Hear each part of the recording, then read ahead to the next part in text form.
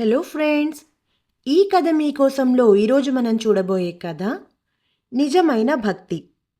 పూర్వకాలంలో శిలాతోరణం అనే గ్రామంలో ఒక శివాలయం ఉండేది. అది కార్తీక మాస సమయం.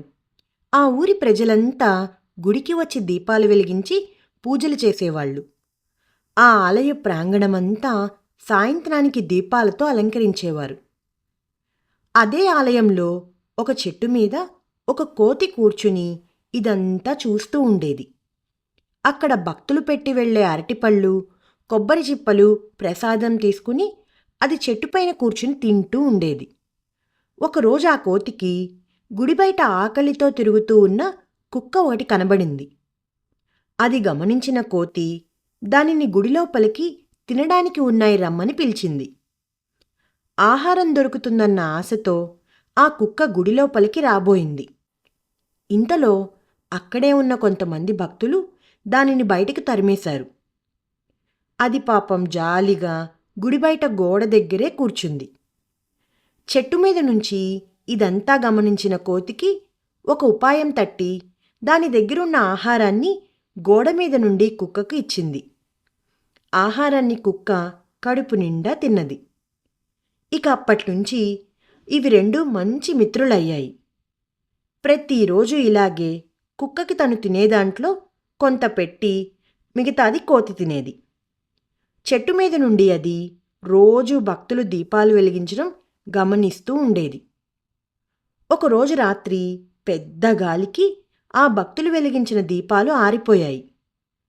గుడికి తాళాలు వేసి అందరూ వెళ్ళిపోవడం వల్ల అక్కడ ఎవ్వరూ లేరు. అది చూసిన కోతి చెట్టు మీద నుండి కిందకి దిగి వాటన్నిటినీ మరలా వెలిగించేది. ఇలా రోజూ రాత్రంతా దీపాలు వెలిగించి అది చూసి అది సంబరపడిపోతూ ఉండేది. ఒకరోజు పూజారికి అనుమానం వచ్చింది. సాయంత్రం వెలిగించినవి మొర్నాటి వరకు అన్నీ వెలుగుతూనే ఉండటం ఆయనకు ఆశ్చర్యం, అనుమానాన్ని కలిగించాయి. ఆ రోజు రాత్రి గుడిలోనే ఉండి ఆ వింత ఏమిటో తెలుసుకోవాలనుకున్నాడు. ఆ రోజు అందరూ వెళ్ళిపోయాక పూజారి ఆ గుడిలోనే ఒకచోట కనబడకుండా కూర్చున్నారు. ఇంతలో గాలికి దీపాలు ఆరిపోయాయి. వెంటనే చెట్టు మీద నుండి కోతి కిందకి దిగి దీపాలను ఏకాగ్రబుద్ధితో వెలిగించసాగింది. అది చేస్తున్న పనిని ఆశ్చర్యంతో చూడసాగారు పూజారి. ఈలోపుగా ఎక్కడి నుండో డమరుకునాదం వినబడసాగింది. అది విన్న కోతి భయంతో ఒక పక్కన దాక్కుంది. ఒక సాధువు అక్కడికి వచ్చి దాక్కున్నదాన్ని ప్రేమగా బయటకు పిలిచారు. అతని పిలుపు వినగానే కోతి బయటకు వచ్చింది. అతడిని చూడగానే అది అతడి కాళ్లను గట్టిగా పట్టుకుని కన్నీరు కార్చసాగింది.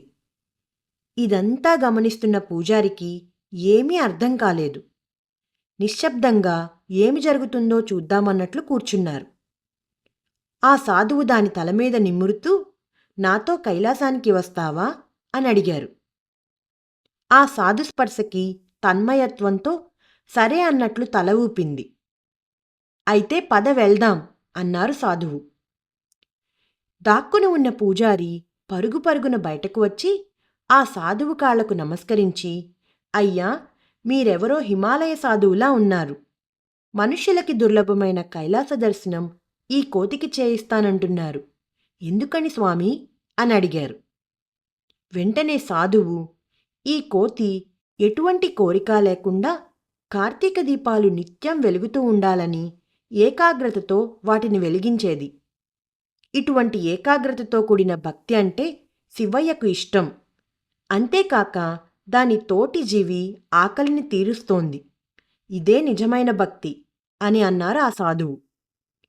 పూజారిని చూసి నవ్వుతూ, నువ్వు పుణ్యం చేసుకున్నావు, అందుకే నన్ను చూడగలుగుతున్నావు అని తన నిజరూపంలో దర్శనమిచ్చారు.